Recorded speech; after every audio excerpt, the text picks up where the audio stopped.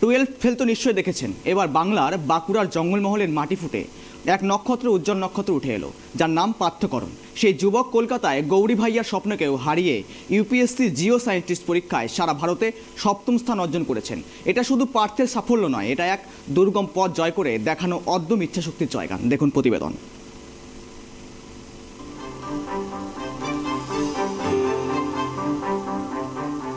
বাঁকুড়ার জঙ্গলমহলের প্রত্যন্ত গ্রাম মারাশুল থেকে এবারের ইউপিএসসি পরীক্ষায় জিও সায়েন্টিস্ট হিসাবে সারা ভারতে সপ্তম স্থান অর্জন করেছেন পার্থকরণ নামের এক তরুণ।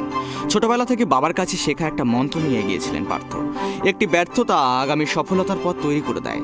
পেছনে ফিরে না দেখে এগিয়ে চলো, সেই এগিয়ে চলা আর থামাননি সেই পার্থ। মারাশুলার প্রাথমিক শিক্ষা শেষ করে পার্থ সারেঙ্গায় চলে আসেন। সেখান থেকে উচ্চ মাধ্যমিক পাশ করে কলকাতার স্কটিশ চার্চ কলেজে পদার্থবিদ্যা নিয়ে স্নাতক হন। আইআইটি জ্যাম পরীক্ষা দিয়ে গুয়াহাটি আইআইটি থেকে স্নাতকোত্তর করে পিএইচডি করার জন্য দিল্লি চলে যান। কিন্তু দিল্লিতে গিয়েই জীবনের লক্ষ্য বদলে যায় তার। তিনি সিদ্ধান্ত নেন ইউপিএসসি ক্র্যাক করে সরকারি চাকরিতে যোগদান করবেন। দেখুন, আমি ইউপিএসসির সঙ্গে অনেকদিনই জড়িত আছি। প্রায় 6 বছর আমার ইউপিএসসি রিলেটেড পরীক্ষা আমি দিয়েছি।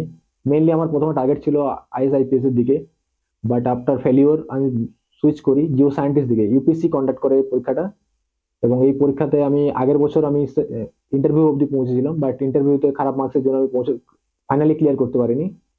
এবং এই বছর আমি 3টে স্টেজে আমার ক্লিয়ার হয়, প্রিলিমিনারি, মেন্স এবং ইন্টারভিউ, এবং আমার অল ইন্ডিয়া 7th র্যাঙ্ক হয়। দৈনিক কত ঘন্টা পড়াশোনা করতে? হ্যাঁ, দৈনিক আমি এরকম কোনো আওয়ার মেনশন করিনি, আবার টার্গেটও করিনি। আমি টার্গেট করতাম একটা টপিক, যে এই চ্যাপ্টারটা আমাকে এই উইকের মধ্যে আমাকে ফিনিশ করতে হবে, এবং তাতে যত ঘন্টা লাগে এটা আমি চেষ্টা করতাম ম্যাক্সিমাম দেওয়ার আর কি। এই সাফল্যের পেছনে কার অবদান সবচেয়ে বেশি মনে হচ্ছে? দেখুন, আমার সাফল্যের পেছনে আমার পরিবারের খুবই বড় অবদান আছে। তাদের সাপোর্ট ছাড়া আমি এই সাফল্য পেতাম না।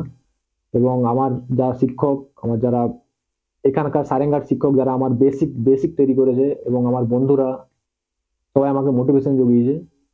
সারেঙ্গা গ্রামের ছেলে পার্থ। গোড়া থেকে বাংলা মাধ্যম পড়াশোনা করেও আজ তিনি দেশের প্রতি প্রতিষ্ঠিত পরীক্ষায় ইউপিএসসিতে সারা ভারতের সপ্তম স্থান অধিকারী। একটা সাফল্যের গল্প নয়, এটা একটা অদ্যম ইচ্ছাশক্তির জয়গান।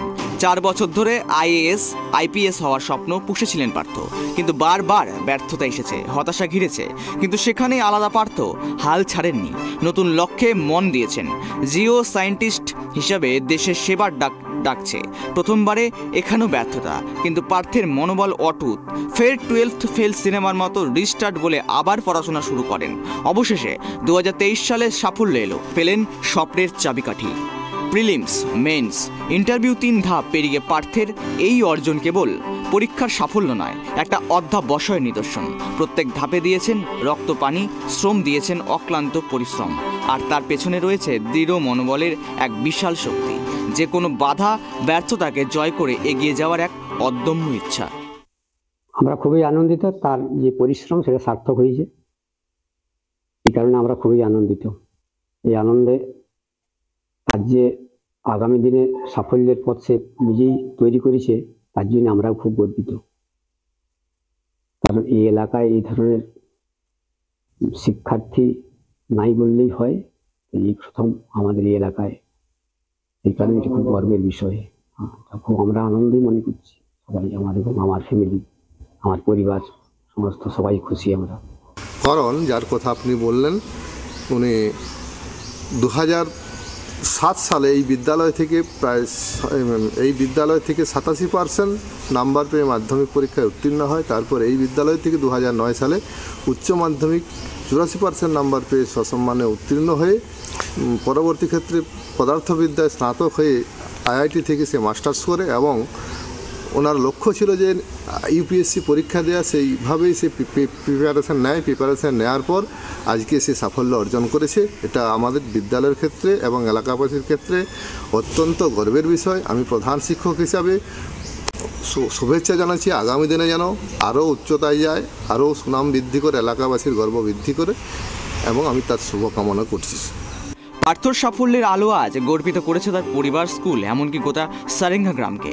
প্রমাণ করেছে সাফল্যের পথে মাধ্যম কোনো বাধা নয়, যদি থাকে অদ্যম ইচ্ছা আর অক্লান্ত পরিশ্রম। পার্থের গল্প শুধু একটি পরীক্ষায় পাশের কাহিনী নয়, এটা লক্ষ্য অর্জনের একটা অনুপ্রেরণা, সফলতার এক রোডম্যাপ। পার্থের কাছে থেকে শেখা যায় যে কোনো স্বপ্ন পূরণ করা সম্ভব যদি থাকে অবিচল বিশ্বাস আর অক্লান্ত চেষ্টা।